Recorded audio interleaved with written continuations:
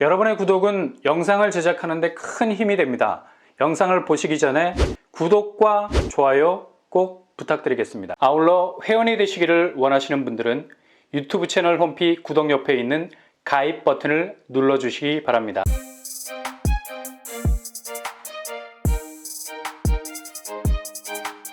안녕하세요. 뻔뻔한 목도파입니다. 오늘 코스피가 2300선이 다시 박살이 나버렸습니다. 이렇게 국내 주식시장이 나락자주 가는 건 이제 이력이 나서 도대체 어디서 바람이 세길래 또다시 2300선도 유지하지 못하고 사경을 헤매는지. 근데 오늘 두 가지 중요한 헤비급 강펀치가 기다리고 있었죠. 먼저 일본은행이 오늘까지 열린 금융정책 결정회의에서 YCC 정책을 수정, 장기 10년물 국채금리가 1% 넘게 상승하는 걸 허용하기로 했습니다. 일단 화폐 신용도가 비교적 높은 일본 엔화에 대한 방어가 본격적으로 시작이 되지 않았나라는 아주 당연한 전망을 내놓을 수 있는 거고요. 그동안 일본이 마이너스 금리 쪽으로 그냥 눌러 앉아 있었던 터라 우리나라 여행객들은 죄다 제주도 버리고 일본으로 갔었죠. 제주도 너무 비싸. 호텔 비용만 따져도 눈이 튀어나올 지경. 이렇게 엔저 현상이 지속된 건 일본의 내수가 살아야 한다는 엄청난 강박관념이 그동안 지속적인 마이너스 금리의 대못을 박았었는데요. 이건 잃어버린 30년 장기 침체를 경험한 덕이겠죠. 이제 이렇게 계속 엔저로 가다간 미국 달러와의 격차에서 소나기 펀치로 두들겨 맞을 것 같은 위기감이 충분히 올 수 있기 때문에 10년 국채금리부터 인상하는 걸 허용하는 거죠. 이건 앞으로 마이너스 금리를 끝내겠다는 신호고요. 당연히 환폐 가치가 높은 달러, 엔화가 금리 올리면서 유동성 현금 흐름까지 가속화시키는 쪽으로 가니 주변 나라 화폐 가치는 충분히 위협을 느낄 수가 있는 거죠. 한국은 그동안 기준금리 자체를 너무 눌러놨기 때문에 원화 가치가 가뜩이나 훅 떨어지는 상황에서 그동안 달러와의 싸움에서 진을 다 뺐는데 이젠 엔화까지도 신경 쓸 수밖에 없는 거죠. 갑자기 막아놓은 기준금리 병뚜껑 열어버리면 주변이 다 날아갈 판이니 이러지도 저러지도 못하는 골든타임을 놓친 경우가 될 수 있고요. 하염없이 원화 가치가 떨어질 수 있는 위기를 맞을 수도 있어요. 오늘 코스피가 2300선이 깨진 것도 이런 영향이 없지 않아 있는 거죠. 외국인 매도세가 가세, 증시를 한번 또 흔들었는데 상당히 우려스러운 면이 있습니다. 그리고 미국 연준 중앙은행이 기준금리 결정을 앞두고 있죠. 11월 1일 거의 동결하지 않을까라는 예상이 지배적입니다. 중요한 건 이렇게 기준금리를 동결하는 것 자체가 긴축이라는 매듭을 절대 풀지 않을 거라는 액션인데 12월 마지막 기준금리 인상으로 가는 베이비 스텝을 밟을 건 확실해 보입니다.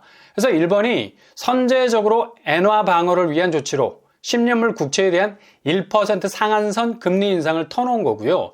이 두 가지 금융지형도의 변화는 바로 우리가 가장 고민하고 있는 집값 그대로 영향을 주게 되어 있죠. 일단 일본이 마이너스 금리에서 벗어나게 되면 상대적으로 환율이 다시 출렁거릴 가능성 많고요. 오늘 코스피가 아주 민감하게 반응했잖아요. 똑같습니다. 당연히 수입 물가 지수가 높아지면서 전체적인 소비자 물가 지수도 친구 따라 강남 가는 거고 그토록 눌러놨던 기준금리는 이제 시중금리가 제멋대로 각자 도생하고 있는 상황에서 군기 한번 빡세게 잡으려고 금리 인상 카드를 예상외로 연말에 내놓을 수도 있을 겁니다. 근데 이제 기준금리 인상을 해도 그만 안 해도 그만인 것처럼 느껴지는 거 워낙에 대외지표가 중앙은행의 금융조정이라는 필터링이 없이 바로바로 시중은행 쪽 금리 인상 게이지를 확 높여주는 쪽으로 영향을 주고 있기 때문에 당장 시중은행이 겁없이 걸어놓은 매주간 바뀌는 주담대 고정 변동금리 폭이 겁나는 거지 중앙은행의 금리 횡보가 그리 크게 피부로 와닿지 않게 되었기 때문이죠. 이렇게 되니 부동산 시장은 그대로 얼어붙어 있는 거고요. 오늘부로 9월 거래량 3,300건으로 쫑을 쳤고요. 8월 대비 거의 400건 이상이 줄어들었습니다. 심각한 건 10월 거래량 1,091건을 유지하고 있는데요. 다음 달까지 가봐야 하겠지만 거의 2,000건 돌파하기 힘들어 보입니다. 사정이 이러다 보니 시세보다 2, 3억 정도 낮은 급매물 아니면 매수세가 반응을 보이지 않는 상황이 지속이 되고 있는 터라 이제 급매를 넘어서 극급매 매물이 터져나올 가능성 높아졌고요. 부동산원 지표에서도 매도자, 매수자 간 가격 기대 심리가 너무나 큰 격차를 보이기 때문에 당연히 그동안 집값이 살짝 올랐던 각도가 아래로 꺾일 수밖에 없는 거죠. 상승 거래 비율도 8개월 만에 하락 거래 비율이 더 많아지는 추세로 기울어져 가고 있고요.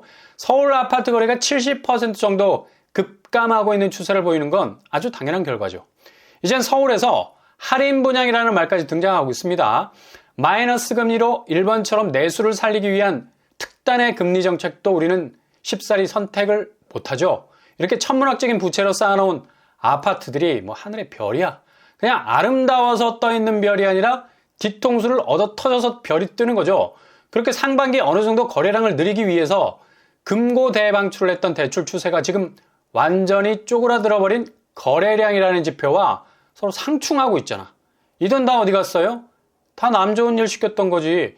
은행 이자 몰아주는 일만 남았고 분양시장에서 분양가 미친 듯이 끌어올려주는 일만 남은 건데 두 가지 다 돈을 빌린 차주들을 저격하는 금융 역습이 되는 겁니다. 그러니 누구를 위해 종은 울리나가 아니라 누구를 위해 돈을 빌렸냐 현타가 올 수도 있는데 이번 달 대출 추이를 봐도 뭐 그냥 놀이공원 궤도 열차야. 이렇게 가계부채가 멈추지 못하고 계속해서 올라가면서 동시에 집값이 떡락을 하게 되면 그냥 맨 땅에 헤딩할 만큼의 엄청난 충격이 찾아오는 건데요. 초반에 언급한 코스피 보라고 떨어지는 게 그냥 얘만 나 홀로 독고다이 하는 게 아니라니까. 희한하게도 지금 주식과 부동산이 다정하게 손잡고 똑같이 가고 있다는 거. 무슨 결혼식장에 딸내미 손잡고 가는 아버지 같아. 이건 뭔가 애틋함이라도 있는 거지. 하락은 동반해서는 절대 안 되는, 사이 좋으면 절대 안 되는 관계라는 얘기죠. 오늘 서울 집값 그냥 우르르 하락 지표를 띄웠습니다. 동작구, 한강, 현대 고점 16억 5천 대비 10월달 거래 20평대 12억 4천 거래가 나왔고요. 거의 4억 이상이 떨어지고 있죠. 이제 11월 달로 가면서 본격 하락 조짐을 보이고 있네요. 그리고 강동구 고독 그라시움 30평대 고점 20억 대비 16억 6천 선의 거래가 나왔고요. 여기도 3억 4천 정도가 떨어졌습니다. 용산구 센트럴빌 아스테리움 서울 50평대 고점 20억 대비 16억 5천의 거래가 나왔습니다. 여기도 10월 말 거래 3억 5천 정도 낙폭을 보이고 있네요. 성동구 옥스 극동 30평대 고점 16억 2천 대비 13억 거래가 나왔습니다. 여기도 거의 3억 가까이 낙폭 보이고 있습니다. 목동 레미안 목동 아델리체 30평대 17억 8천 대비 14억 1천만 원의 시세도 보이고 있습니다. 3억 낙폭을 기록. 마포구 밤섬 경남 아너스빌 고점 14억 대비 30평대 10억 4천에 거래가 됐죠. 이렇게 지금 서울 집값도 본격 하락 추세로 가고 있는데요.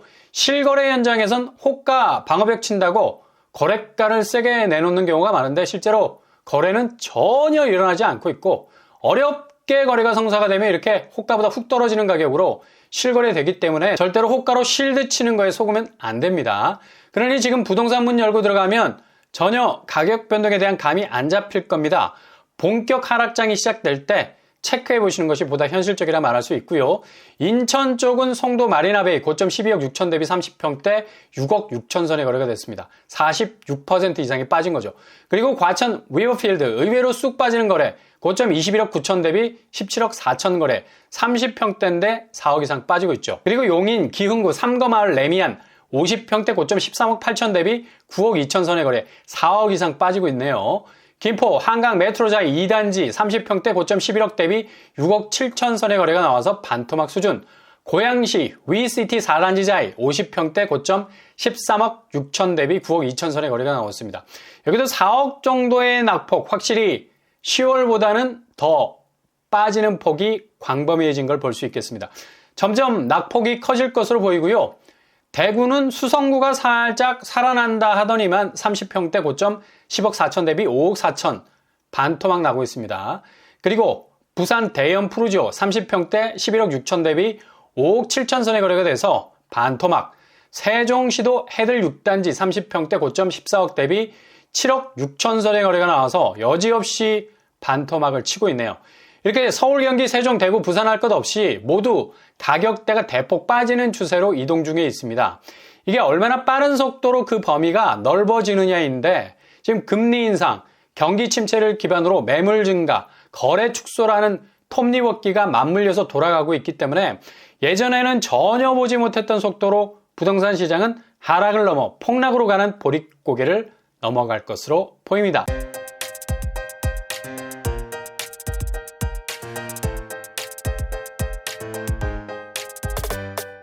오늘의 부동산 캐릭터처럼 오늘 두 가지 카운트펀치, 엔화와 달러, 이 사이에 껴있는 원화가 설 자리를 점점 잃어가고 있고요.